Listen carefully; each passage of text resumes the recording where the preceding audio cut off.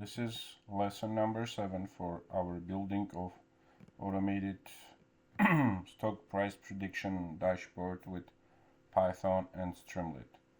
Last lesson we finished when we agreed to have our next code to work on, the file named fetch data py. What's this file gonna do? It's going to fetch all the prices. It's going to, first of all, it's going to load the stocks, the list of stocks. It's going to fetch historical data from, we will write the code for both our endpoints, FMP and Tingo. Then this is going to check the daily price. It will fetch today's price, it will save today's price, and it will update the historical data. Let's just write it down.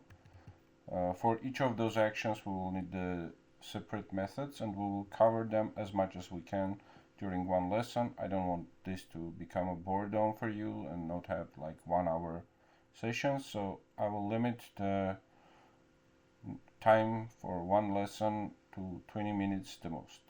So we will cover as much as we can during one lesson. We will transfer the remaining part to the next. So again, writing down what it's supposed to do. First, it's supposed to have a class of data fetcher. Class data fetcher.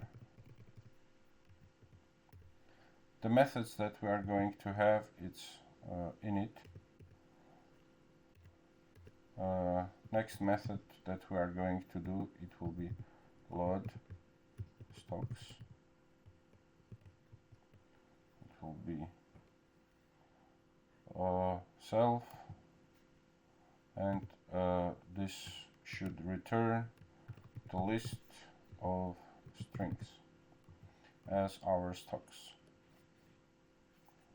We will make sure that imports are covered properly. Our next method is supposed to be the fetch historical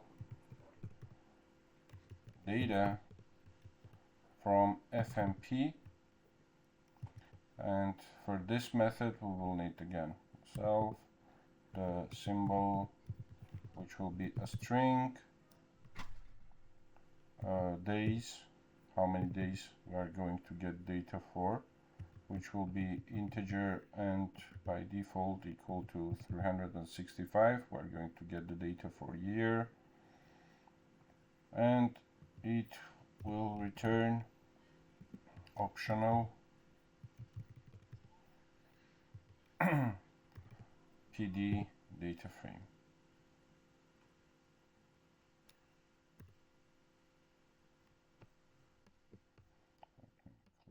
One. And before moving forward to other methods, let me just quickly import whatever we will need to have less highlights. So first of all, we will need the, as we are going to reach the endpoints, we will need the requests library. Import requests. Import. Next we are going to need pandas for data frame, as we just saw. Pandas as PD. Import OS, because we are going to access the list of the stock files from here. Then we need OS tools to deal with them. Next, for the dates we will need time, and from datetime we will import datetime, time delta. Next, as we are going to work with JSON files as response, we will import JSON. From then comes the types of the data. For this, let's have this separated too. From typing, import dict list and optional. Then, as usual, we are going to import logging because we need to log all the activities and display it. And as we are going to need to load credentials from .env file, we will import the library for Python which deals with it. .env. Actually, let's do it even better. From .env import load. Okay, there we go. Now we have all this covered. Let's get back to creating methods. We have fetch historical data for FMP. We will need the same for Tingo. Fetch historical data Tingo. And it will be absolutely the same as for FMP, at least in terms of attributes of the function and arguments and whatnot. Let's paste it here. What next? Next comes the daily price. Again, this will be from both our data sources. Def fetch daily price, and we will start with FMP as well. For this, we will need self symbol as string, and we will return optional, and in this case it will be a float. Let's copy this and paste it just below this one to have it as the same actually as for FMP, to have it for Tingo. Let's just rename the method. Next, we are going to fetch today's prices, and this one we will not do a separate methods for both endpoints. You will see why. Def fetch today prices, it will be self, and will return dictionary of string and float, and we fetch prices and we need to save them. Save today's prices, self and prices, which will be dictionary of string and float. I don't need this one here. Last but not least, we will want to save today's prices, and in parallel we want to update the historical prices. Update historical data, and self. There's enough here. So once again, what our code is supposed to do, it's supposed to provide predictions, but predictions on their own, they are just fine, but they need to be based on the historical data, and for that historical data we are going to load the list of stocks, fetch historical data from either one of sources. So one goes down, the second is up. A kind of redundancy. Same for daily prices. Fetch the price for today. This one will be called when the prediction is made to compare with the predicted value for today. And next, after comparison, it will update the historical data. So our historical data file will have 1 day advanced, and the last day, which was in here 365th day, and the 365th date from previous historical data will be replaced by 364th date. That one will become the last day of our dataset. So these are the methods that we are going to need. How they are going to be applied. After the class is complete, data fetcher class, we will have our main method and our comment here, main method to run data fetching. Fetcher will be data fetcher class here. Then fetcher will call to update historical data. Prices, we will have fetcher fetch today prices.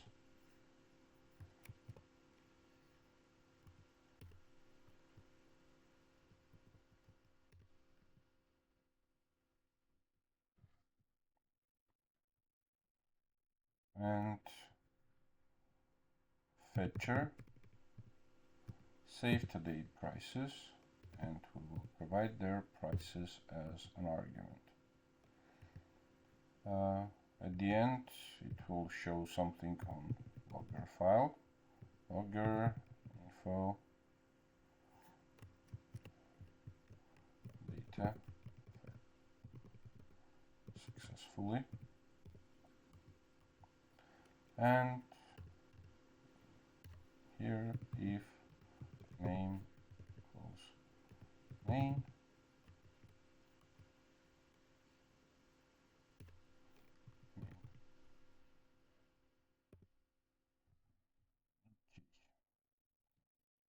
this is the structure of our code. We will start with coding the init method. Of course, that would be our first, and after that we will go one by one over the remaining methods. Before this class will start, we will need a couple of things to be done. Load.env. This will help to load the environmental variables.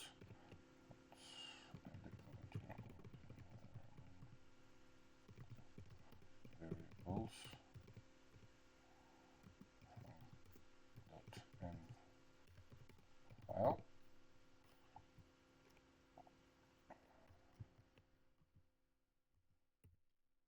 And after this we will set up logging basic config level info. This should be enough. Interesting.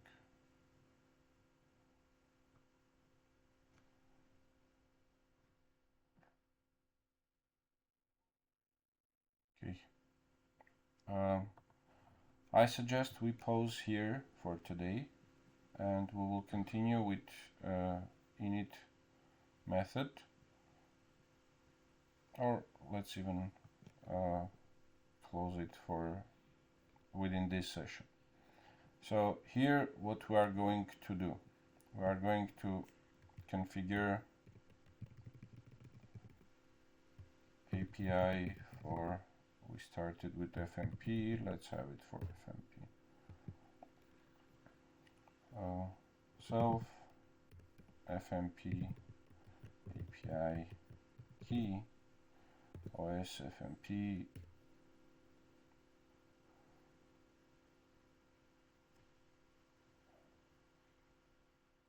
and self FMP base URL will be, we don't have base URL here, so we will just write it as a string because it doesn't contain any vulnerable information, and it's like open information, we will go with writing it here directly. Financial modeling prep.com /API /v3. Okay, this is our main endpoint that we covered. We got it covered, and next let's configure